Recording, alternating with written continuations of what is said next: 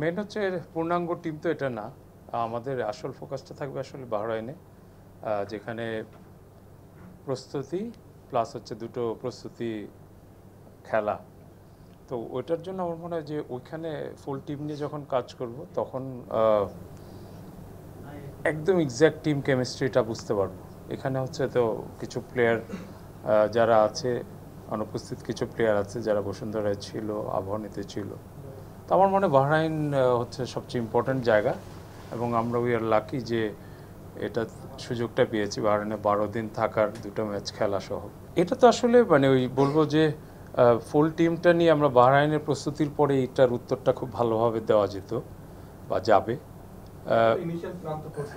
হ্যাঁ, মানে initial plan এবং আপনার যাদের নিয়ে প্ল্যান তাদের উপস্থিতিও দরকার আছে।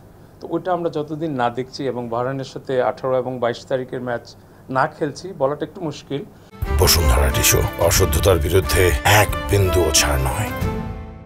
তবে নো ডাউট যে মেয়েদের এশিয়ান কাপ কোয়ালিফিকেশন আমাদের জন্য সবসময় একটা অনুপ্রেরণার জায়গা হয়ে দাঁড়িয়েছে এখন, এবং এটা আমরা ওইভাবেই নিচ্ছি যে ইট ক্যান বি পসিবল, কোনো এক সময় আমরা হয়তো ওই পর্যায়ে যেতে পারবো। ওই জিনিসটার ধারাবাহিকতা বা চেষ্টাটা থাকছে না। অ্যাবসোলুটলি আমাদের 4 জনের টিকিট কাটা আছে বসুন্ধরার, যারা যাবে ওখান থেকে, রিমন, জনি, শ্রাবণ এবং কিউবা। আসলে যেহেতু সিনিয়র টিমে খেলছি, এখন জুনিয়র টিমে তো একটা দায়িত্ব নিয়ে খেলতে হবে, কারণ এখানে অনেকেই নতুন আছে, অনেকেই ইন্টারন্যাশনাল ম্যাচ ওইভাবে খেলে নাই।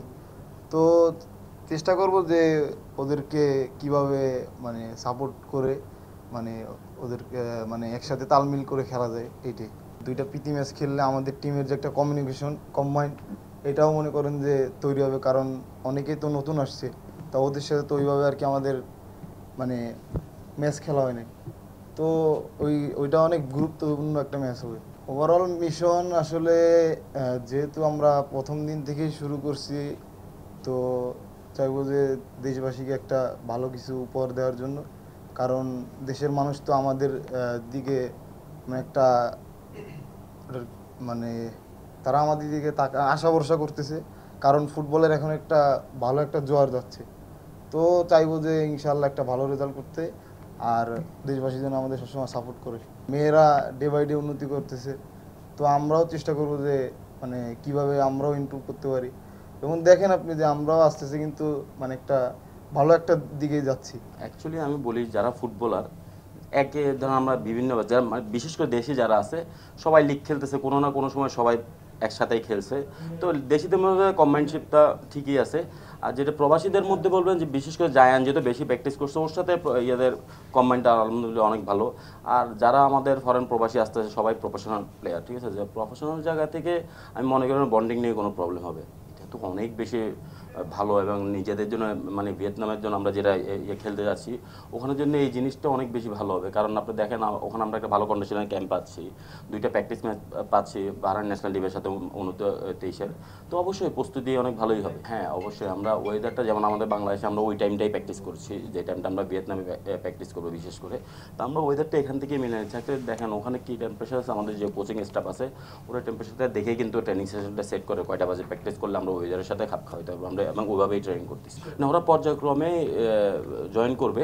হামিদুলের একটু জাস্ট ইন্টারনাল একটু প্রবলেম আছে, বাট জয়েন করবে ইনশাল্লাহ। ওখানে পুরো টিমটাই মোটামুটি আমরা ওখানে পাচ্ছি।